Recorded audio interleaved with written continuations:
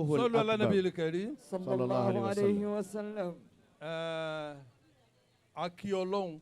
الله أكبر. Aki Ànábì Muhammad. صلى الله عليه وسلم.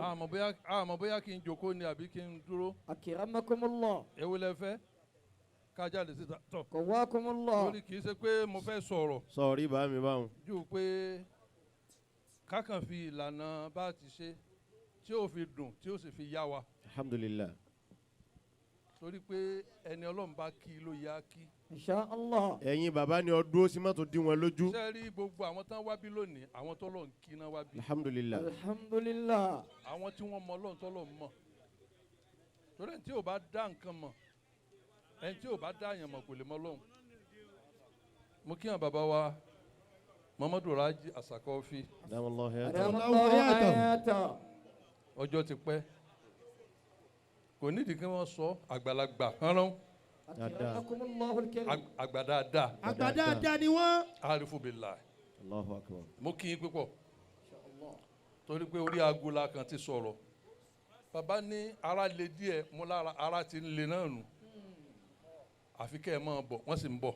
Àfi kẹ́ ẹ máa bọ̀, wọ́n sì ń bọ̀. Láì fún wọn ní ṣíṣì. Láì fún wọn ní kọ́bọ̀. Láì fún wọn ṣe é pé ìfẹ́ tó lágbára nù. Ìfẹ́ tó lágbára nù ni. Mo kọ́kọ́ kí yín náà. Àwọn bàbá kí yín. Number one. Mo wá kí bàbá wa Emi Agba.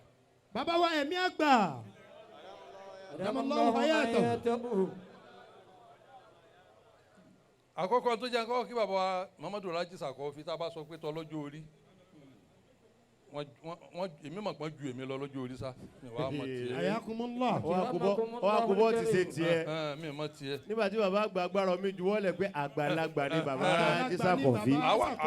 Àwa náà sì sọ mí. Ìwọ wá wo bọ́ ti ṣe tiẹ̀. Àwa náà sì sọ mọ́ Ó yá Agbara Omi wá jẹ́gbẹ́ rẹ̀. Wọ́n wá ṣàlàyé. So adúpẹ́ lọ́dọ̀ Ọlọ́run. Alhamdulillah. Mo wá kí gbogbo ẹ̀yin àgbàlagbà. Gbogbo ẹ̀yin àgbàlagbà ń kalẹ̀. Mo kí yín. Àwọn bàbá kí yín. Ṣé wàá rí bàbá wa Emi Agba? Bàbá wa Emi Agba. أدام الله حياته. Mo gbọ́dọ̀ fún wọn ní ọ̀nà tó ní agbára. Àwọn bàbá wa Agbara Omi ní àwọn gbọ́dọ̀ fún wọn ní ọ̀nà tó ní agbára. Ọmọ tí jẹ́ ọ̀nà. Ayakumullah. Èdè ìbónú Ayakumullah. àpọ́nlé. Àpọ́nlé tó ní agbára. Torí pé nínú ẹ̀mí láti máa pàdé. Nínú ẹ̀mí ni àwọn àti bàbá ti máa ń pàdé. Ẹ̀mí ń pàdé ẹ̀mí náà sọ Ẹ̀mí fún ń ẹ̀yin pàdé ẹ̀. ẹ̀mí. Mo sì gbà yí pé rúhù lè hákì gan ni wọ́n. Ẹ̀mí òdodo ni wọ́n. Torí pé èmi ò kí nǹkan tó jọ mí lójú aláwàdà tí ó pa mí lẹ́rìn yóò ti fẹ́ kú. Aláwàdà tí ó pa bàbá wa lẹ́rìn yóò ti fẹ́ ṣeré. Yóò ti fẹ́ ṣe èrè. Yóò fẹ́ ṣeré. Mo gbà fún rúhù lè hákì bàrù. Allahu Àwọn bàbá akbar. wa gbà fún yín. Ẹja ṣe séwù. séwù. Agbara Omi gbà fún Emi Agba. Èmi ò kí ń ṣe nǹkan òdodo. Ṣé kò pọ̀ létí ẹ báwọn? Tó ti yẹn sìn nígbà tán kan mùdírù Marikaz no èmi àti mùdírù ò kí ń ríra ṣùgbọ́n òdodo lèmi máa ń support èmi àti mùdírù ò kí ń ríra no. Bàbá mi àgbà Alágége àti bàbá wa àgbà Agbara Omi òdodo ló sọ wọ́n dẹyọ ọ̀kan. Òdodo ni. Èmi ń sọ ẹnìkan tú yàn lẹ̀ ẹ wá fẹ́ fi ibi sú ẹnìkan tú yàn lẹ̀ ẹnìkan sọ nígbà tó pòore làwa náà ń ṣe. Nígbà tí báwo iṣẹ́ la jọ sì sẹ́. ní mọ iye tó ń sọre afanijalu ni muslim múna kàlímùjìrì múna mọ́làkún kẹfà takò múna. Máa làkún. Kayfa tahkum. báwo la sì fẹ́ mọ jálábù sí báyìí ọ̀rọ̀ ń bọ̀ lọ́la Ọ̀rọ̀ ń bọ̀. ẹ jẹ́ àṣẹ ìgbò bẹ̀ A wọ́n. kò ń bẹ̀ ń. Ọ̀rọ̀ ń bọ̀. Ṣéèhù. أدام الله حياته. ẹnìkan yéèyàn ẹnìkan déèyàn ẹ dákun ta ni a kí Ta ni ká kí nínú ẹni tí ń yé èèyàn àtẹni tí ń di èèyàn tí ń dè tí ń rábùtà dé èèyàn. Ayakumullah. Ẹnìkan ń pààyàn lẹ́rìn ìwọ kan ń pààyàn lẹ́kún. ẹ̀mí rẹ̀ ó gùn. Àmín. Ọmọ kìrún ní sọ̀rọ̀ ẹnìkan ń pààyàn lẹ́rìn ẹnìkan ń pààyàn lẹ́kún. Ṣé wọ́n tó ń pààyàn lẹ́kún lá sọ̀pọ́ọ̀tì? Àbẹ̀ tí ń pàyẹ Láyé lẹ́rìn. láyé àní sọ̀pọ́ọ̀tì wọ́n lẹ́kún. Láyé. èmi ò ní gbósùbà fún sáírù láíláí. Allahu akbar. Ayakumullah. Bàbá láwọn ò ní gbósùbà fún òpìdán láyé láyé. kódà irú owó wo lo ní. Báwo ló ṣe kó jọ? Tí ó fi jọ Agbara Omi lójú tó sì ń pidán. Àwa ò ní gbà fún ẹ. wọ́n fi mí Láyé. joyè ní àwọn ECOWAS wọ́n fi mí joyè ní Ghana mi ò lọ náà ECOWAS sọgbọ́rí ECOWAS tán yányán. EIAA Kiramakumullah. Efagiri Islamic wọ́n fi lépo tí wọ́n fọ̀nà roka èmi ò kó yẹn jẹ. wọ́n Agbára mi palẹ̀ ò débẹ̀ o. mọ́ de bàbá wa kí bàbá wa ń bọ̀ wọ́n sì lọ. ṣùgbọ́n tèmi support perform járí performance ẹ̀. yáàrí Ṣiṣẹ́. pàfọ́màsì ẹ̀ ṣiṣẹ́. Ṣiṣẹ́ káríṣẹ́ rẹ. dáko ẹni tó sọ de èèyàn. dárúkọ ẹni tó sọ de yàn. Ta ń Jẹ́ ká yẹ dèyàn rí. ta ló dèyàn látọwọ́ rẹ. jẹ́ ká yóò rí. Agbára Omi ti tó challenge o. Ee, Ta ló dèyàn Látọwọ́ látọwọ́ rẹ. rẹ. Yẹn la fẹ́ mọ̀. mú Ìyẹn la jáde fẹ́ mọ̀. mú la fẹ́ mọ̀ mú jáde. ilé mẹ́fà là ń ṣí lónìí. ilé mẹ́fà là ń ṣí lónìí. Adamallahu ayatakum. gbangba wálé aláwa yìí. gbangba wálé àlàwà yìí ilé mẹ́fà là ń ṣí lónìí. rúùlì akibar wọ́n bá wa ṣí àkọ́kọ́. wọ́n bá wa ṣí àkọ́kọ́. wọ́n ṣí àkọ́kọ́. wọ́n ṣí àkọ́kọ́. bàbá wa Sheikh Muhammadu Raji Athaqofy Adamallahu hayatahu. wọ́n bá wa ṣí ẹ̀kejì. wọ́n bá wa ṣí ẹlẹ́ẹ̀kejì. àlífà wa tí ṣe Sheikh Sulemana ọlọ́run kẹ́mi ayé sọ̀rọ̀ gbé. bàbá wa yé ṣòro gbé. bàbá dáadáa ni. ẹ̀gbọ́n mi tí mo tẹ̀lé nù ẹ̀gbọ́n dáadáa ẹ̀gbọ́n dáadáa.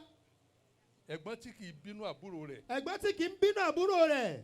ẹ̀gbọ́n tí máa ń tẹ̀lé àbúrò rẹ̀ tinútinú ẹ̀gbọ́n tí máa ń tẹ̀lé àbúrò rẹ̀ tinútinú tọkàntọkàn. ẹ̀gbọ́n tí kì í ṣèbàjẹ́ lẹ́yìn ẹ̀gbọ́n tí kì í ṣèbàjẹ́ lẹ́yìn. bẹ́ẹ̀ bá ń ṣèbàjẹ́ tẹ̀ ń bínú wa bá a ti dà náà la dà yìí bá a ti dáná la dà yìí. tá a bá ṣe ń Ayakumullah. gbọ́rọ̀ tí ò dáa lẹ́yìn á sá fún yín náà ni. a sá fún yín náà ní. tọ́pẹ́ Gbogbo owó pọ̀ tí ò dá ẹ̀gbọ́n tó lẹ́yìn. gbà fún kádàrá sọ gbàbúrò rẹ tí ń sọ̀rọ̀ ẹ̀gbọ́n rẹ báyìí o. ee máa gbọ́ láì tí ẹ. Ọlọ́run ló ṣe àánú yín ọlọ́run ló ṣàánú yín. bí àwọn ṣe wò ó jáde fàjù bẹ́ẹ̀ lọ wọn ò sá fún náà ni. wọ́n sá fún ní. Ọmọ dálífà rẹ ṣe. wọ́n dá ilé rẹ̀ ṣe. abayín dúpẹ́ alhamdulilayi. ní oṣù kan.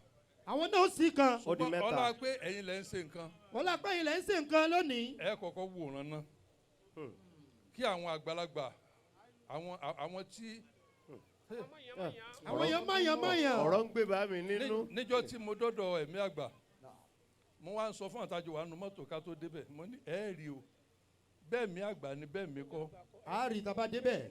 Mo ní, ẹ rí nígbà tá a wá débẹ̀ tá a débẹ̀. wọ́n wá sọ ọ̀rọ̀ kan tó pamọ́ fún ẹnìkan tá a jọ lọ. ayakumullah. wọ́n pitú. wọ́n pitú jọ wọ́n náà pitú. ṣe ti rí báyìí kẹ́kẹ́ mọ̀ mọ̀ yìí pé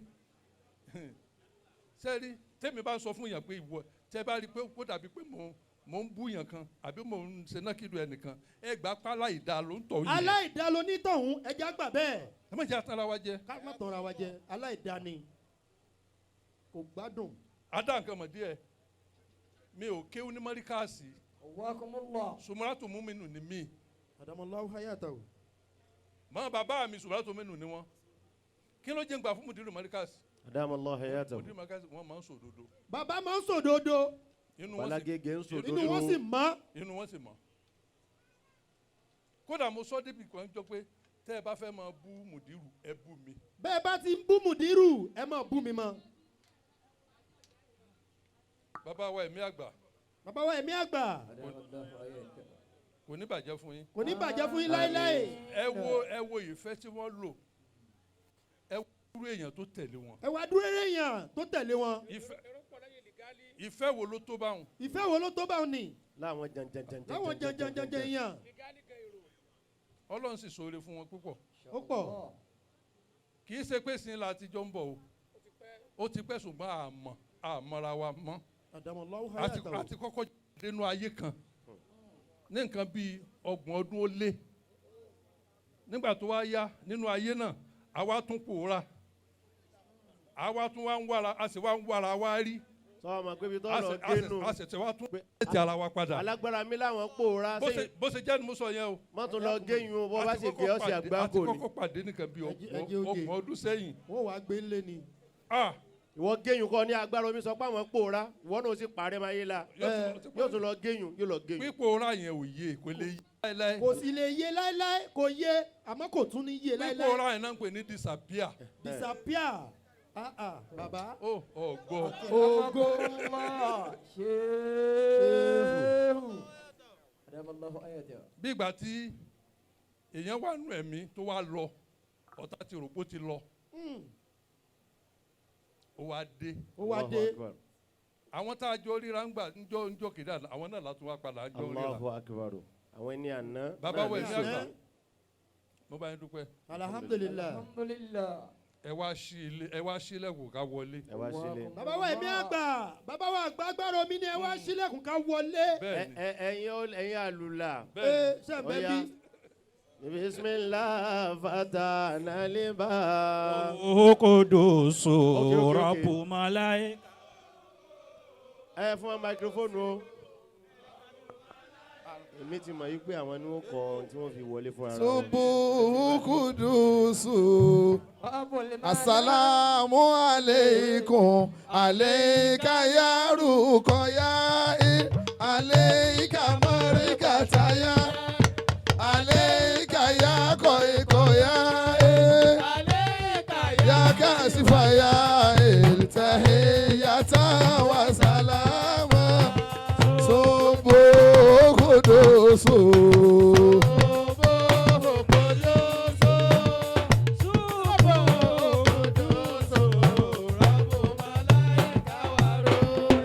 Kúnkún bí kún.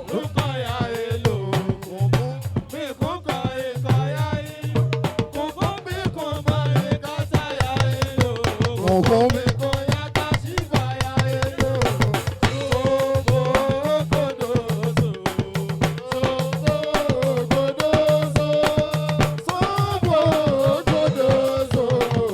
Rabbu malaika wa ruhi. Bàbá ní bismillah. Wọ́n ní bismillah rahman rahim. Wọ́n ṣe lédè ẹgbẹ́ lọ́wọ́ tóbi. Allahu akbar. Lẹ́ka yàrá. Bàdàtú bí bismillah jalla jalalu. Allahu kún. Bí bismillah jalla. Bàdàtú bí bismillah jalla jalalu. Allahu kún. Yaruko yaruko kubiko bismillahi jala Allahu bismillahi jala ya koiko ya iluko ko bismillahi jala lo wọ́n ní ẹdúró. صلى على النبي الكريم.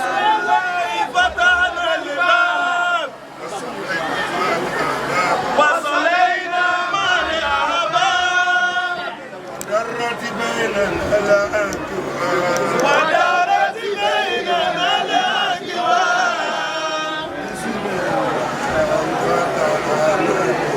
الله بسم الله فتح الباب.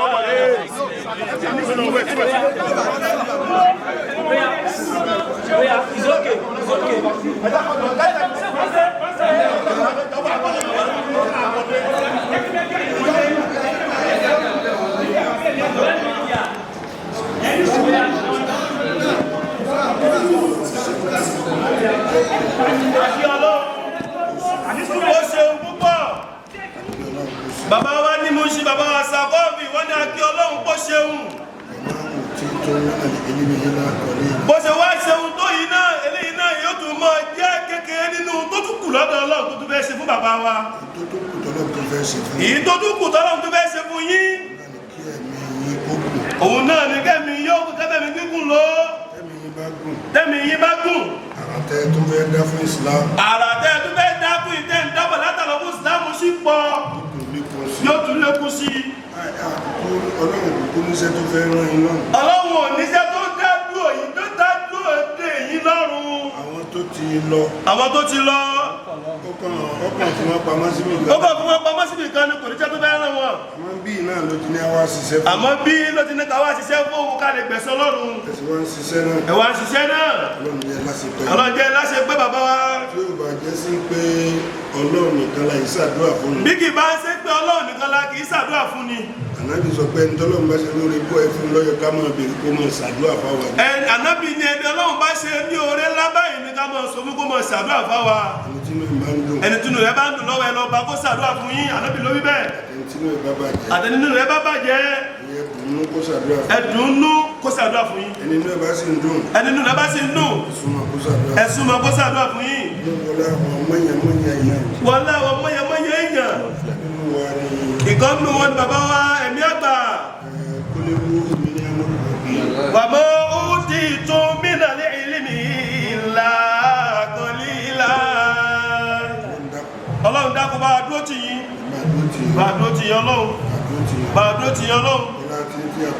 Ọlá tí yín dá tọrọ fún. Dúró ti bàbá Athaqofy náà. Wọ́n padà lẹ́yìn wa. Bí aláṣẹ pẹ́. Láìpẹ́ láì jìnà. Láti bàbá Agbara Omi ká bá a sì ti wá náà báyìí. Wala quwwata illa billahi lazim.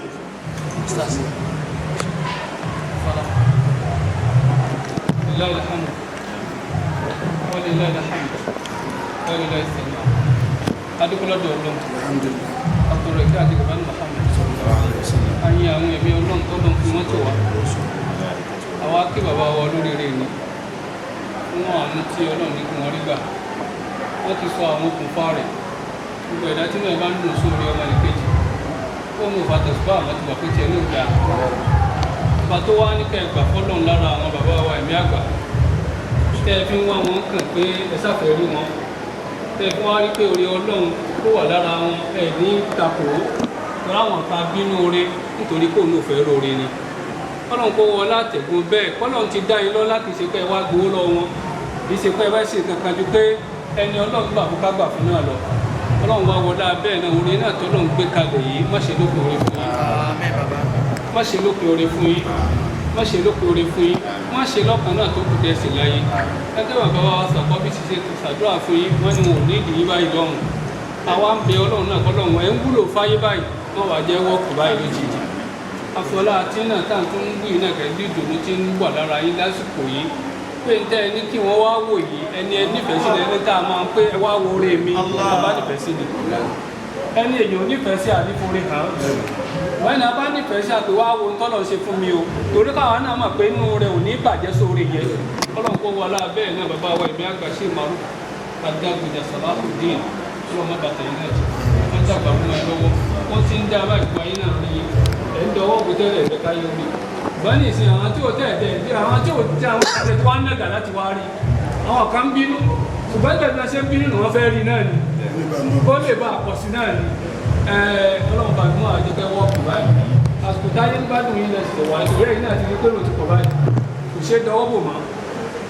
Àlàáfíà àtẹ̀míkù tẹ́ wà fi ṣe ọlọ́mọ sábà síbẹ̀.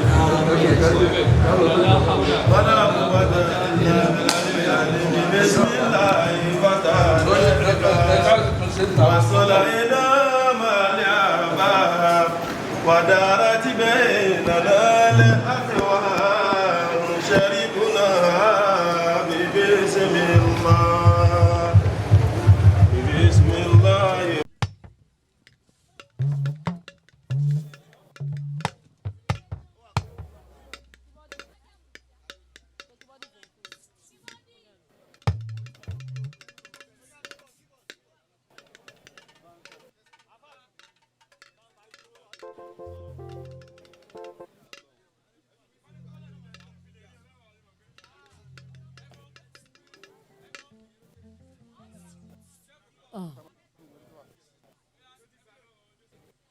Alilimu afudalu matilu bifatalibuhu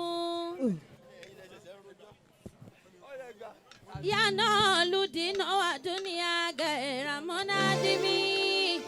Àwọn bàbá tí ń bọ̀ lórí ìjókòó ẹ̀dá kan àfáà tó bá gba owó tí wáyà lẹ́sìn bá wà lọ́wọ́ wa kí wọ́n fún wa wireless. Bàbá wa. Yànnà lùdínà àdúnyà gẹ̀ẹ́rà Bàbá wa gbà wọ́n làwọn kí bàbá wa ṣe Abdul yá sàtàrù. Èèyàn dáadáa ni wọ́n. Ọlọ́run bá san yín lẹ́sàn-án. Àti mọ̀ ti pẹ́. Bàbá nígbà táwọn fẹ́ ṣe 21 years. Awis. Àjọṣe ni. Àbáwọn dúpẹ́ lọ́dọ̀ Ọlọ́run. Ẹ dákun ẹni tí wireless bá wà lọ́wọ́ rẹ̀ kó fún wa. قد شرف الله على العلم وافتخروا بأنه مناه الله في الأمم. Ẹ jọ̀wọ́ ẹ dákun bá àgbàlagbà bí ẹ ṣe ń lórí ìjókòó ní ìsìn bàbá wa yá sàtàrù bí àwọn àgbàlagbà bá ti jókòó tán bàbá wa Sheikh Abdul à ń kí ìwọlé bàbá wa àgbà. Sọ Ibulibayan. Watibuyan. Láti ìlú Ìlọrin. A fẹ́ kí gbogbo àwọn èèyàn ó jókòó. Bàbá wa sọ Ibulibayan. Bàbá àgbọ̀ndé wà sínú. Láti ìlú Ìlọrin. Ní ìlú bàbá wa Alimi. Àfa gbogbo àgbáyé. Fadilatu Sheikh Dr. Suleiman Babatunde. Ẹ dákun ẹ jẹ́ kó dún agbo yìí. Nígbà tí àwọn bàbá wa ti lọ jókòó sí orí ìjókòó tá a ti sí ilé tá a wá sí. Ẹ dákun ẹ jẹ́ farabalẹ̀. Ẹ dákun ẹ jẹ́ kí o dún agbo yìí. Ẹ jẹ́ kó dún agbo yìí ó farabalẹ̀. Ẹ jẹ́ ó farabalẹ̀. Torí ìtọ́lọ́ nítorí Ànábì Muhammad. Bàbá wa àgbà sọ Ibulibayan. Ìyá wa Umuniyas wọ́n bá wa gbé bàbá wa wọlé. Ọya ní ìsìn ẹ dákun torí tọlọ́run ìjókòó yìí ẹ jẹ́ kó make sense dáadáa ẹ dákun àfẹ́ kó farabalẹ̀ à ń kí ìwọlé bàbá wa sọ Ibulibayan ẹ dákun ọ̀dọ̀ bàbá wa yá sàtàrù ẹgbẹ́ bàbá wa yá sàtàrù wọ́n jókòó sí. Tí bàbá wa sọ Ibulibayan bá ti jókòó. Tí a bá ti jókòó. Bàbá wa yá sàtàrù ó sọ̀rọ̀. Lẹ́yìn tí bàbá wa yá sàtàrù bá sọ̀rọ̀ á dúpẹ́ fún Ọlọ́run láàyè yìí. Lẹ́ẹ̀kan náà. Àgbọ̀ ọmọ dúpẹ́ o. Ọpẹ́ sí kókó. Umuniyas ni ó gbé bàbá wa gbà wọ́n. Àìlá àìlàlá. Akí wọlé bàbá wa. Ayádọ́kùn lọ òbí náà ṣe yìí. Àlá àlá Muhammadu Rasulullah Al-Qur'anu kalamul. La ilaha illallah. La ilaha illallah. Allah Muhammadu Rasulullah Al-Qur'anu kalamullah. Programu ṣe bẹ̀rẹ̀ ni àwọn afáṣẹ fẹ́ máa sọ̀rọ̀ ni. Wọn ò tí bẹ̀rẹ̀ orin wọn kàn fẹ́ sáré kọ díẹ̀ ni. Maulana Fadilat Sheikh Suleiman Baba Atudi Sahibul Bayan Watiwiyan Allah wa Asala wa Maria. Okay.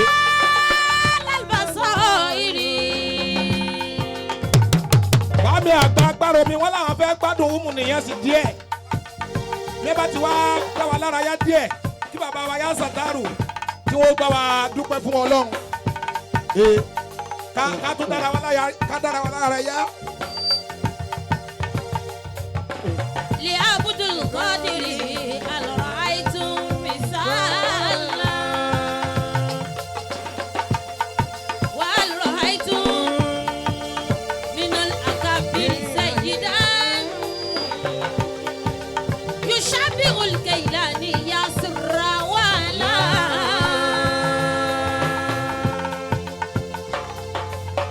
ya sayyidi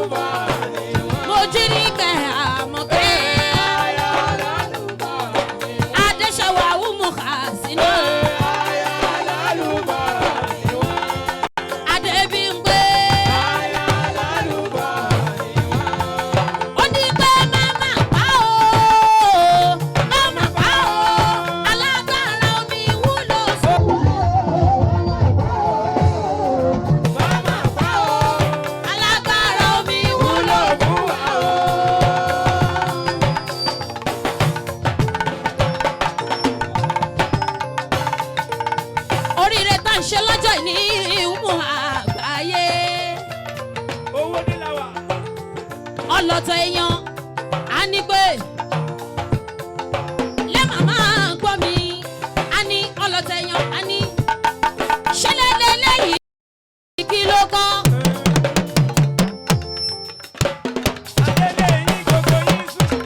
ṣẹlẹ̀ lélẹ́yìí kan ni àbí kí ló kàn. yé ìwọ náà wẹ́nu lẹ̀ tó wẹ́nu ọkọ ilé ńlá lélẹ́yìí tẹnu kọ rárá. yé ṣẹlẹ̀ lélẹ́yìí kan ni àbí kí ló kàn. ìwọ náà wẹ́nu lẹ̀ tó wẹ́nu ọkọ ilé ńlá lélẹ́yìí tẹnu kọ rárá.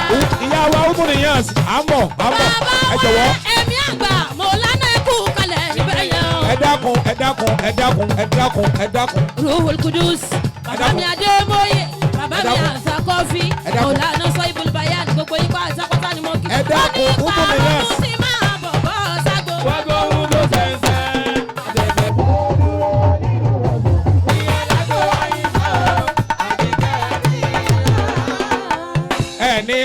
èyí tẹ́ kọ́ tẹ́ fi ní kọ́ mi mọ́ ní bá wọn kọ́ ní tẹnu gbóbi ọwọ́ ayé tí ń gbádùn yín ẹ̀yin náà ó gbádùn ara yín à ń bọ̀ gbogbo wa láàjò láàyè yìí kò sẹ́ni tí ò ní fi ṣèrájò. nísìnyí akíyàwó umuniyans.